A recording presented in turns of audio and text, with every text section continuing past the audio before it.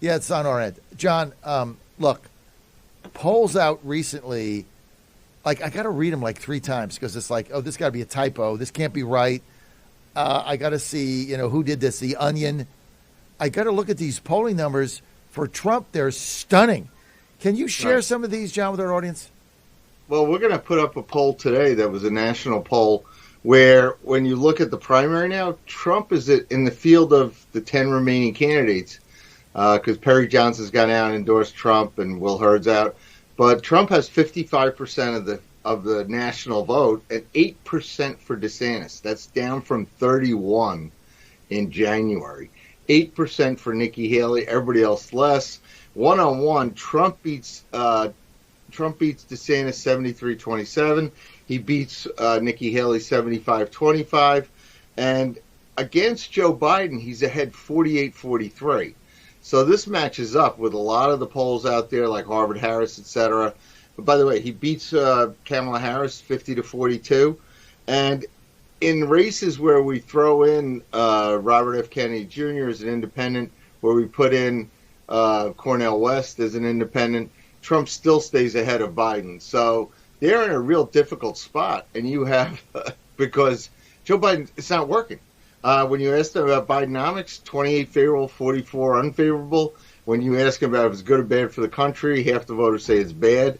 When you look at what the top issue is economics, wrong track in the country, 70%, only 24 right direction. And this is a stunner today because the Democrats thought they were hurting the Republicans with the speaker fight.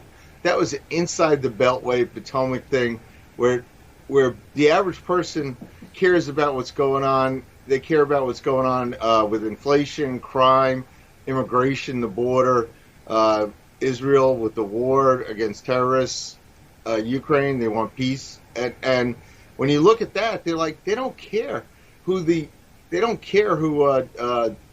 is in Washington. They just want them to get it done. And the ironic part is the generic vote for the Republicans, they're up 47-42. And, so the Republicans, we lost a point since last month when it was 48-41 over the speaker fight. The Democrats are desperate because their agenda is not working. The world is in chaos. The world wants Donald Trump back as president in spite of all the phony indictments and the persecution of Donald Trump. They want Donald Trump back and they want Joe Biden out.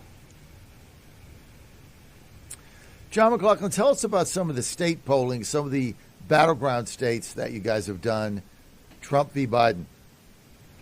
Well, there's published polls that I can talk about, but when you look at it, I mean, right now, Trump would win. That 48-43 would translate to an electoral landslide for Trump because we were never ahead in the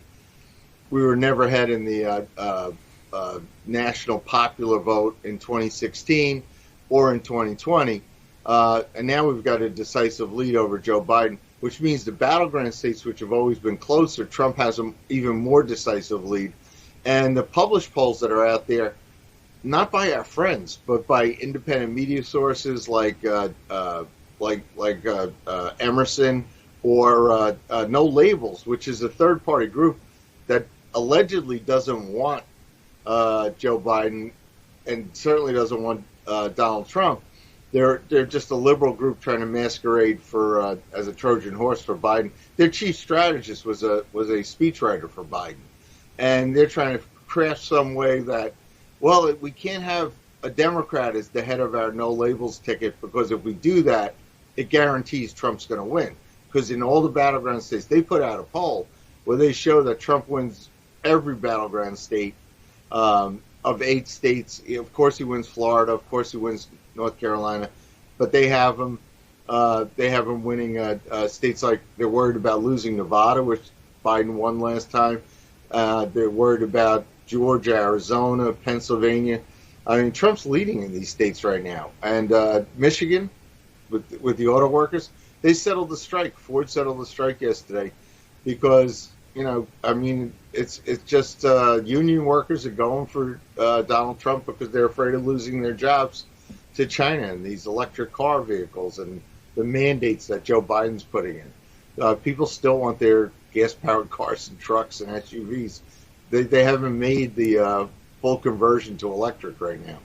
But that's helping Trump in the battleground states. Trump would win today. So it would be a very decisive win if it was today, which is bad because it probably means they're going to have to indict us one more time or two more times or whatever. And as Trump said in New Hampshire, he doesn't mind being Nelson Mandela because it's for a reason. But I mean, it's pretty clear. Like Nelson Mandela, was in jail and for years over politics. I mean, they're trying to put Donald Trump in jail, which is serious. I mean, it's unbelievable. This is America, and they're getting away with doing that.